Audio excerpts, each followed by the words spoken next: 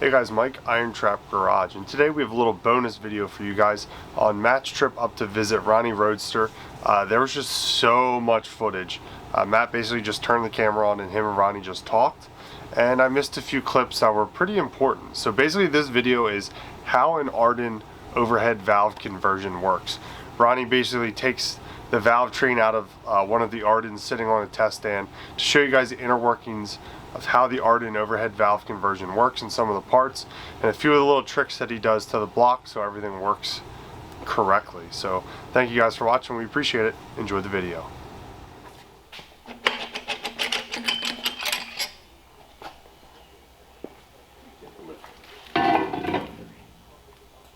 So you said you have a place you work with that cooks these blocks that makes them real nice like this? Well, actually, there's one right here. This is another Arden project. This is the engine, that other early set of heads. This is how the block comes out. Wow. Now, inside, outside, this is how it is. It's chemically done. This is an Arden block, minus the heads, and I could show one of the other details that you run into on an Arden. And we discussed on your heads how you could see how it's been notched for the push rods. Yeah, yeah. Okay. This block, to get the push rod clearance, the block also has to be modified. Oh, okay. To make sure you've got the proper clearance. So, rotate this baby over.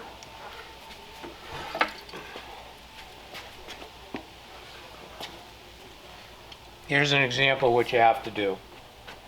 It's maybe hard to see, but in here, troughing down, there's an interference as the angle of the push rod is too low. It rubs here and deeper into the port. And primarily it's on the passenger side of the block. We know that the valve angles are different on a flathead. The clearances are usually okay on the left side. Oh, okay. The right side is always an interference. This particular one I'm putting together as an Arden you would have put on your stock block back in '49. This is going to have a stock cam, but there are still interference problems on a stock setup. Really? Which Wow. you would have never known on putting a kit together in the era. So the guy would have just put it in and it just would have been rubbing. It's going to rub and there'll be a mark on the push rod. You could get the push rod to work, but it's still going to be rubbing. Right. So it's just a little bit, you kiss it there. Yeah. Okay. Yeah, see that. And the other deal is an Arden, you've got to seal this from the combustion chamber. Mm-hmm. The right side of a flathead block, this eyebrow area is always thicker production-wise because these valves are laid over more. Laid over more means you got more clearance. But it also means this, what we call the eyebrow, is much more narrower on this side.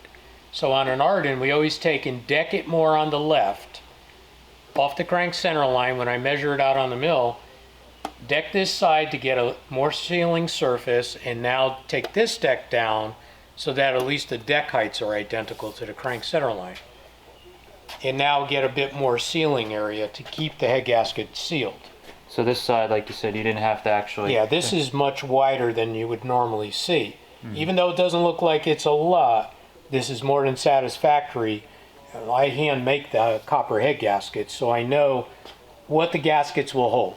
Okay. Based off of the abuse I've given them through the years with a blower. And you can see how much of the valve seat is going away here.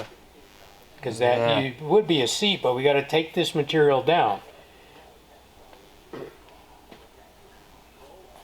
And you, is that what you did on your first set? You made head gaskets on your first set? Yeah, the first set, my friend who taught me a bunch of stuff came up with the idea about the copper gasket, and then his brother was a carpenter, so he kind of made a wooden fixture up, and with a router and the dead soft copper, and start whittling away and make our own gaskets. That's what we do. So you get just full soft copper and build up from there. Yeah, make the gasket out of that.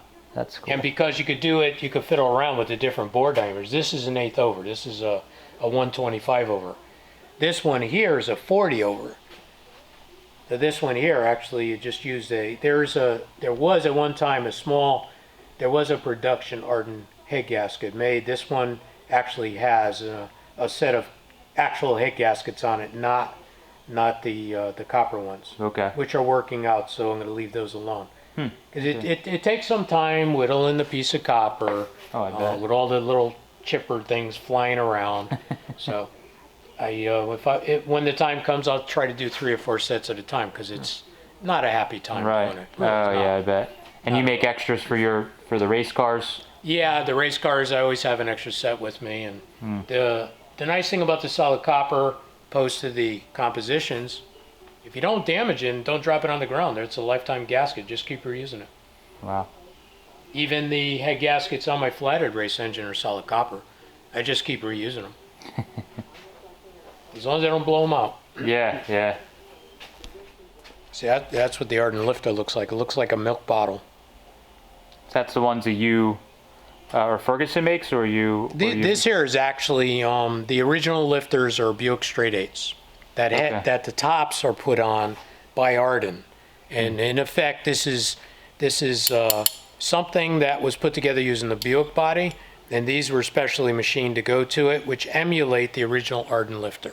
Yeah. So, but the Arden lifter, I've seen it. You can see that they like braised it right on top. You'll see a neat little area of where they would be together. Right here now, I have originals, but I don't have any at the shop at this time. But in effect, they're going to still dimensionally look like this. Cool. And when I do, I have another way I'll do it.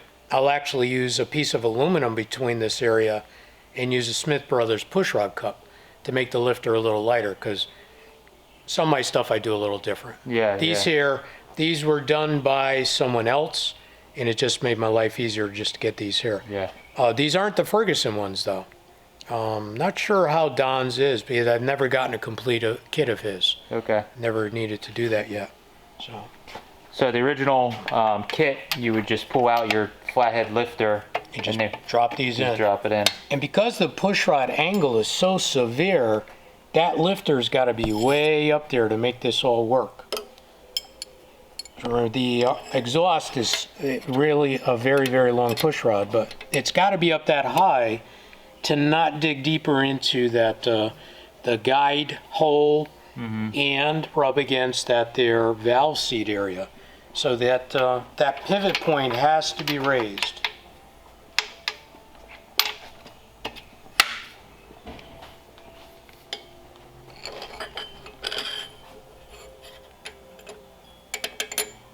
But these are just Smith Brothers push rods. It's nice. Dimensionally, you could tell them I want this size, and they'll make up whatever we want. Oh, okay.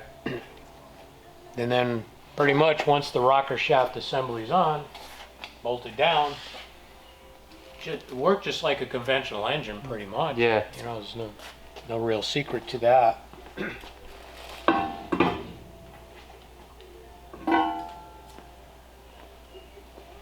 But this was all designed during the,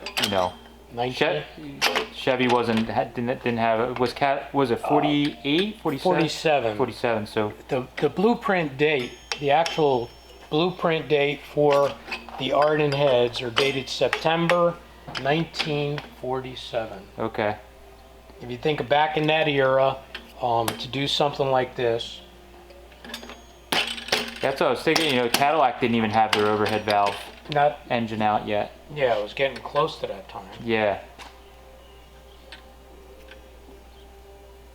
Challenge is lining up all these different, everything onto the studs where we were happy with them. Stuck? Okay, not stuck. So in effect, pretty much this is it. Now you just set your lash and you've got it all set. Now, I wouldn't be able to turn it because there's too much spring tension, but in effect, that's what makes the Arden work entirely. And then you have your oil line that comes in. Yeah, now that oil line, which is fed, the bridge is fed. This is feeding the rocker shaft. It's hot. It's drilled across, feeds the rocker shaft, feeds the spray bar lubrication system. Come out of the back of the flathead from where you would have the sending unit. You put a T here, and this is where you get the oil feed. Okay. Now you have the oil. Oil is Now dripping down, flowing down. You got a lot of flow going on in there. There's a trough in the bottom. There's a hole in the trough. Now you got a return line going back to the oil pan, right there. Okay. Which I noticed that pan I have Has that lower point. Yeah. Yeah. Man, that worked out really nice. I got lucky. Yeah, and I saw that these heads still have one of them still got like the copper fitting or whatever. There's a piece there. Somebody brazed on or whatever. Yeah, what I do is that where they are inside there, that's an 1/8 inch pipe plug. It's 1/8 inch pipe. Yeah. Oh, and yeah, down the bottom there, sure. Yeah, for your return. Yeah. Yeah, they just like brazed on some copper copper pipe. And both the corners for feeding is a pipe thread, and then this is also a pipe thread right Okay. here. And you said we were talking about, I have a clearance issue in the back against the firewall, and you said you like on yours you made just plates to go over. Yeah, a steel plate that's will go much thinner to just cover that up to get as much clearance as possible instead of the prominent shape that their cover is. Yeah. Yeah. So we'll keep those for extras for Yeah, keep them for your next set. my next set. Yeah, Let's next hope. set. That'd be a good problem to have. Cool. Is this an original, or not original, is it like a homemade? Yeah, that was an Intake. Arden homemade intake that we came across. Wow. That somebody down south had. It was an Arden disassembled, found in the trunk of a 48 Ford sedan. No way. And it was advertised, the sedan was advertised on eBay years ago. And there's a friend of mine who has a 4-wheel drive Mormon Harrington converted 48 Ford. Cool. And he's always looking for parts. So he finds this ad on eBay for the 48 Ford, disassembled down south, and in the text, it said in the trunk was a disassembled Arden engine. It was not listed in the title at all. So the fellow went from buying a parts car to only buying what was in the trunk. Oh my God. And he was able to do it. And when he brought it back, and he had all this stuff, and this intake they made down south for the foolish thing. And it's just as crude as you could ever want. But That's cool. there's another Arden that I'm building, and this particular 2-barrel combination will be in this other Arden Wow. that's going on that. It's going on a Deuce Roadster that was built in '49. Wow. In the day, what would you do? Yeah. Make it. It's gonna look correct because it is correct, right? Totally. Yeah. Totally. That's cool. I love the stuff like that that's laying around people's shops. Yours is exceptional because you play with exceptional things. So. Well, it's focused on a certain era. So to Yeah. say. Yeah. We even got the Christmas tree from Connecticut Dragway up there. Oh yeah. That's awesome. Well, I feel right at home.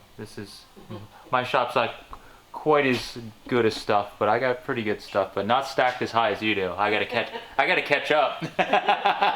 Well, we're a little older than Yeah, you guys got a couple more years on me. Yeah, a lot more. Yeah. Holy moly. See the truck? Uh-huh. Oh yeah, there is the pickup truck. The someday shop truck. Or not. He had to have it. And you got a dragster sitting up there. Yeah, that originally was a direct drive, blown on gas Ford FE that ran in the Connecticut Dragway. Wow. And the rear end was a banjo rear in there. No kidding. Clutch can was an aluminum clutch can. And yeah, you found that. That's been in Connecticut. It actually, at one time in its life, was cut in half, and it was in a guy's attic above his garage. Then someone else had found it, and put it together, put the pieces together, and at one time we had a Flathead with a C4 automatic in it. For a very, very brief period of time. And eventually it went to someone else, and then it came back to me again. That's cool. Gotta have garage art, right? Yeah. That's all. And you can just drop it down anytime and just put an engine in and take a pass if you need to. Well, now I have some Hilborn injectors for an Arden. Yeah. I have the transmission, so Might Never know. might go in there. Cool. Has a possibility. I love it.